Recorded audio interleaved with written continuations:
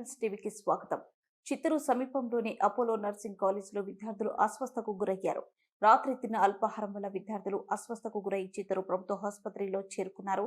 అస్వస్థకు గురైన నర్సింగ్ విద్యార్థులను Apollo ambulance ద్వారా చిత్తూరు ప్రభుత్వ ఆసుపత్రికి తరలించి మెరుగైన వైద్యం అందిస్తున్నారు. వీరిలో దాదాపు 25 మంది విద్యార్థులు తీవ్ర జ్వరం, తలనొప్పి, ఒళ్ళునొప్పులు, విరోచనాలు కావడంతో అపోలో ఇన్స్టిట్యూట్ ఆఫ్ మేనేజ్మెంట్ స్పందించి మెరుగైన వైద్యం అందిస్తున్నారు. ప్రస్తుతం వారి ఆరోగ్యం నిలకడగా ఉందని డాక్టర్లు మీడియాకు తెలిపారు. ఫుడ్ పాయిజన్ కారణంగానే ఇలా జరిగి ఉంటుందని డాక్టర్లు అనుమానం వ్యక్తం చేస్తున్నారు. వీరిలో సుమారు 300 మంది పైగా ఫుడ్ పాయిజన్ కి గురైనట్లు సమాచారం. అపోలో హాస్పిటల్ అపోలో కాలేజీలో కొద్దిగా అస్వస్థతకు గురయ్యారు డాక్టర్స్, చదువుకునే స్టూడెంట్స్ అనగానే చూశాను.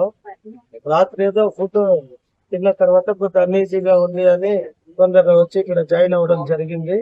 నేను ఇప్పుడే డాక్టర్లకి కానీ ఇక్కడ కన్సల్ట్ నరేష్ గారికి కానీ అందరినీ మాట్లాడినాను. ఏం జరిగింది ఏమి అనేది మనకి కొద్ది గంటల్లో తెలుస్తుంది. ఉన్న వారికి మాత్రం అందరికి ఏం చేయాలనేది ట్రీట్మెంట్ చేస్తున్నారు. ఎవరికి ఏమి ఇబ్బందులు లేదు. తాత్కాలికంగా ఎండలు ఎక్కువ కావడము, అలాగే పిల్లలు కొంచెం నీరసంగా ఉండడం వల్ల అందరికి సెలైన్, గ్లూకోజ్ ఇస్తున్నారు. సో ఇప్పటికైతే పెద్దగా ఎవరికి ఏమి ఇబ్బందులు కలగలే. ఇంకా కూడా ఏం చేయాలో తీసుకోమని డాక్టర్లందరినీ కూడా ఆదేశించడం జరిగింది. రాష్ట్ర దేవాదాయ ధర్మాదాయ శాఖ ఆదేశాల మేరకు చిత్తూరు నగరంలోని శ్రీ వీరాంజనేయ స్వామి దేవస్థానానికి సంబంధించిన ఆస్తులను స్వాధీనం చేసుకున్నట్లు దేవాదాయ ధర్మాదాయ శాఖ అసిస్టెంట్ కమిషనర్ ప్రసన్న లక్ష్మి, శ్రీ వీరాంజనేయ స్వామి ఆలయ ఈవో తిమ్మారెడ్డిలు పేర్కొన్నారు. ఈ సందర్భంగా అసిస్టెంట్ కమిషనర్ మీడియాతో మాట్లాడుతూ చిత్తూరు నగరంలో అక్రమంలో ఉన్న ఆస్తులను కోర్టు ఉత్తర్వుల మేరకు స్వాధీనం చేసుకున్నామన్నారు. పార్థసారథి అనే వ్యక్తి శ్రీ ఆంజనేయ స్వామి వారికి సంబంధించిన భూమిని తన ఆధీనంలో ఉంచుకొని ఉండగా రాష్ట్ర దేవాదాయ ధర్మాదాయ శాఖ కోర్టులో పిటిషన్ వేయడంతో కోర్టు దేవాదాయ శాఖకు అనుకూలంగా తీర్పు వెలువడినందున ఈ మేరకు తాము స్వామివారి ఆస్తిని స్వాధీనం చేసుకుని ఆంజనేయ స్వామి వారి ఆస్తిగా పరిగణనలోకి తీసుకున్నట్టు వివరించారు. ఈ కార్యక్రమంలో దుర్గమ్మ దేవస్థానం ఈవో మునిశేఖర్, దేవాదాయ శాఖ అధికారులు తదితరులు పాల్గొన్నారు. సర్వే నెంబర్ 396 ఎక్స్టెంట్ 17 సెంట్లు ఉంది. దీనికి సంబంధించి పార్థసారథి అని ఆయన మాకు ఇది పొజిషన్లోకి వచ్చేసరికి ఆయన పొజిషన్లో ఉండింది మా ఎండోమెంట్లోకి వచ్చేసరికి ఈ టెంపుల్. సో దానిపైన మేము హైకోర్టుకి వెళ్ళడం జరిగింది. యాజ్ పర్ కోర్ట్ డైరెక్షన్స్ ప్రకారము ఒక ఎవిక్షన్ చేయమని ఆర్డర్ వచ్చింది. ఈ ఆర్డర్ ప్రకారము మేము ఈరోజు ఎవిక్షన్ చేయించడం జరిగింది. తదుపరి మళ్ళీ పబ్లిక్ ఆక్షన్ కండక్ట్ చేసి దేవస్థానానికి రెవెన్యూ వచ్చేటట్టు చేస్తాం. మాకు అక్కడికి వచ్చి ఎంక్రోచర్ ఆయన కాబట్టి యాజ్ పర్ కోర్ట్ డైరెక్షన్స్ ప్రకారం నెక్స్ట్ ఎన్ని షాపులు మొత్తం 3 షాప్స్ ఉన్నాయి. మొత్తం 17 సెంట్స్ ఇష్టం. మేము పబ్లిక్ ఆక్షన్ కండక్ట్ చేసి 2004 సంవత్సరంలో దేవాదాయ శాఖ వచ్చింది. ల్యాండ్, టెంపుల్ ఇవన్నీ చెప్పండి. పుణ్యమ్మ గుడి వీధిలో ఉన్నటువంటి వీరాంజనేయ స్వామి దేవస్థానాన్ని 2004 సంవత్సరంలో దేవాదాయ శాఖ పరిధిలోకి తీసుకోవడం జరిగింది. 2004లో దేవాదాయ శాఖ పరిధిలో తీసుకున్నప్పటికీ టీకే పార్థసారథి అనే అతను వీరాంజనేయ స్వామి దేవస్థానానికి సంబంధించి బాలాజీ నగర్ సర్వే నెంబర్ 396 17 సెంట్లు విస్తీర్ణం భూమిలో వాళ్ళు ఆక్యుపై చేసుకున్నారు. వాళ్ళ సోదరులో ఉండింది. అప్పుడు దేవాదాయ శాఖలో తీసుకొని అప్పటి ఈవో దాన్ని కోర్టులో కేసు ఫైల్ చేసి కోర్టు ఉత్తర్వుల ప్రకారం ఇప్పుడు మేము పొజిషన్లో తీసుకుంటున్నాము. దీంట్లో ఉండే వాళ్ళంతా వాళ్ళకి రెంట్లు కట్టుకొని ఉన్నారు. దేవాలయానికి ఈ రోజు వరకు ఎలాంటి ఆదాయం రాలేదు దీని నుంచి. ఈరోజు మేము పొజిషన్లో తీసుకునేసి దీన్ని మాడిఫై చేసి డిపార్ట్మెంట్ ఉత్తర్వుల ప్రకారం మళ్ళీ పబ్లిక్ యాక్షన్ పెట్టి ఆలయానికి ఆదాయం వచ్చే రకంగా చర్యలు తీసుకుంటాము. ఈరోజు ఎవిక్షన్ చేయడంలో సహాయ కమిషనర్ వారి ఆధ్వర్యంలో జిల్లాలో ఉన్నటువంటి ఈవోలు, సిబ్బంది, యాచకులు అందరి ఆధ్వర్యంలో పొజిషన్లో తీసుకునేసి దేవాలయానికి ఆదాయం వచ్చే రకంగా చర్యలు తీసుకుంటున్నాం. చిత్తూరు అపోలో నర్సింగ్ కాలేజీలో విద్యను అభ్యసిస్తున్న 25 మంది విద్యార్థులకు వివిధ కారణాల వల్ల అస్వస్థకు గురైనట్టు Apollo university incharge Naresh Kumar Reddy వెల్లడించారు. ఈ సందర్భంగా చిత్తూరు ప్రభుత్వ ఆసుపత్రిలో మీడియాతో మాట్లాడుతూ తమ కళాశాలలో నర్సింగ్ ఇతర విభాగాల్లో విద్యను అభ్యసిస్తున్న విద్యార్థులు హాస్టల్లో భోజనం, తినుబండారాలు తిన్న అనంతరం తలనొప్పి, జ్వరాలతో బాధపడుతూ ప్రభుత్వ ఆసుపత్రిలో చికిత్స పొందుతున్నట్లు తెలిపారు. కొంతమంది విరోచనాలు అవ్వడం కూడా జరిగిందన్నారు. 25 మందిలో హాస్టల్లో ఉన్నవారు కొంతమంది బయట నుండి కళాశాలకు వచ్చి విద్య అభ్యసించే వారు కూడా అందులో ఉన్నట్టు తెలిపారు. హాస్టల్లో తిన్న ఫుడ్ వల్ల ఇన్ఫెక్షన్ అయ్యిందా లేదా బయట హోటల్లో ఏమైనా తిన్నందుకు అయిందా అనేది విచారణ చేస్తున్నట్లు నరేష్ కుమార్ రెడ్డి పేర్కొన్నారు. విద్యార్థులు ఆరోగ్యంగా ఉన్నారని, వారిని పూర్తి ఆరోగ్యవంతులని చేసి బయటకు డిశ్చార్జ్ చేస్తామని వెల్లడించారు. దేనివల్ల ఫుడ్ పాయిజన్ అయిందనే విషయంపైన విచారణ చేస్తున్నట్లు Apollo university incharge Naresh Kumar Reddy తెలిపారు.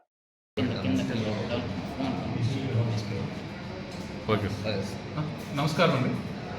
ఇవాళ మన ఇక్కడ మా సంస్థలో 25 మంది విద్యార్థులు కడుపు నొప్పితో ప్లస్ కొంతమందికి విరేచనాలు, కొంతమంది తలనొప్పి, కొంతమంది జ్వరం అనే కారణంగా మాకు వచ్చారు. వారికి ఆహార కాలుష్యం అనే కోణంలో కూడా మనం చూస్తున్నాం. ఆహార కాలుష్యం అని కొంతమంది, ఇందులో డే స్కాలర్స్ ఉన్నారు, హాస్టల్ విద్యార్థులు ఉన్నారు, ఇందులో కొంతమంది బయట స్టూడెంట్స్ ఉన్నారు.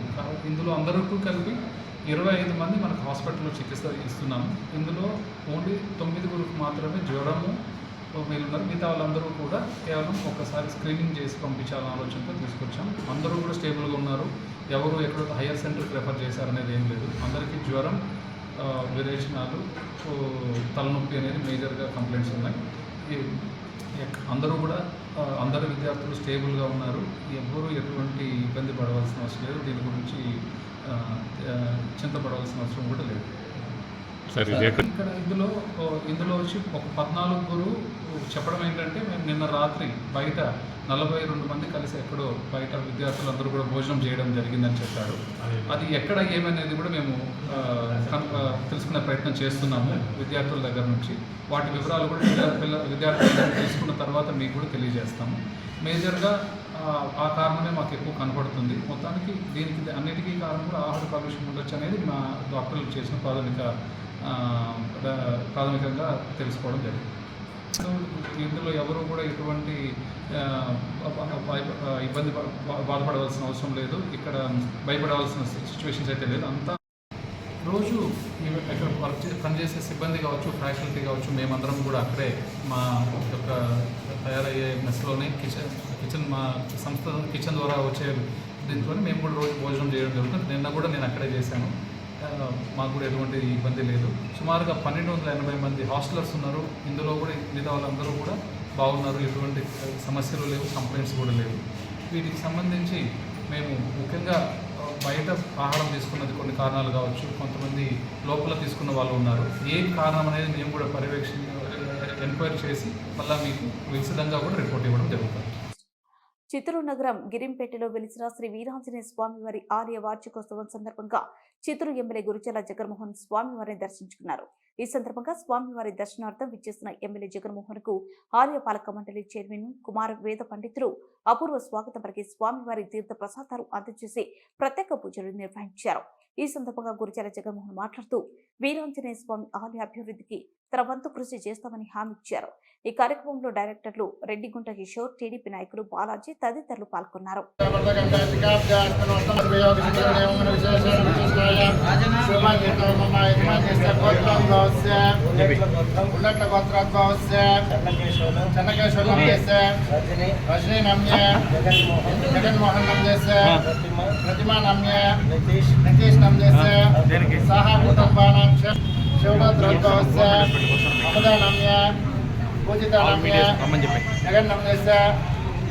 सह कुटुंबानां क्षेमस्थैर्यविरुद्धव्य आयुरारोग्य ऐश्वर्यावृद्धं ओम नमः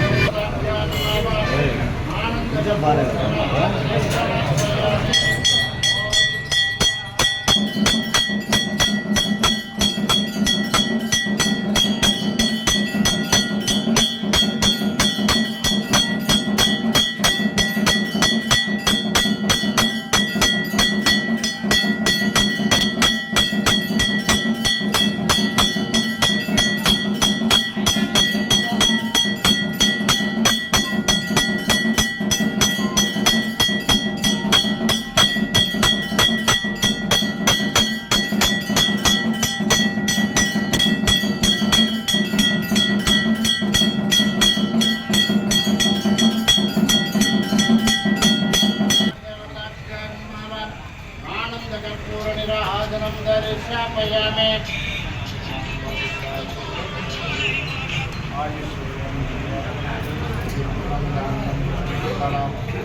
शतसंवत्सरं दीर्घमायुः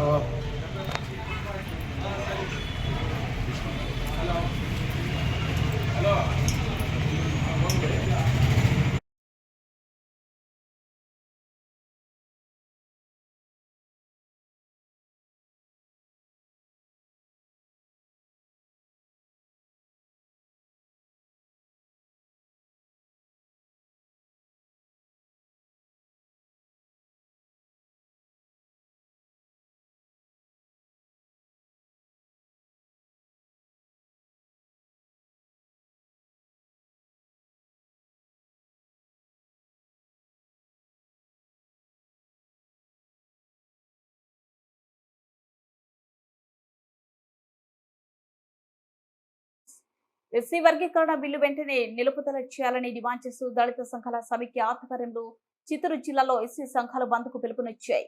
ఈ మేరకు జిల్లా కేంద్రమైన చిత్తూరులో దళిత సంఘాల ఐక్య వేదిక ఆధ్వర్యంలో చిత్తూరు ఆర్టీఓ కార్యాలయం ఎదుట ధర్నా నిర్వహించారు.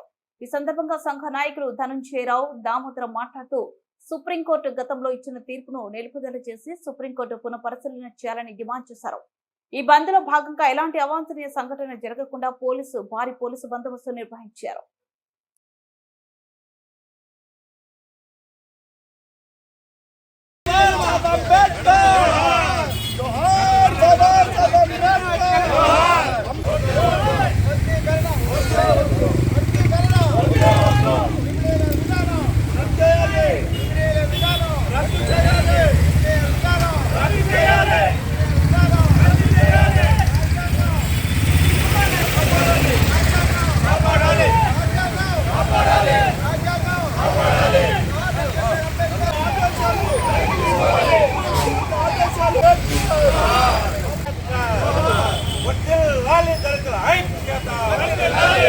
బంద్కి మాలలంతా మేము ఐక్యంగా ఉండి దీనికోసం మేము చేస్తున్నాము.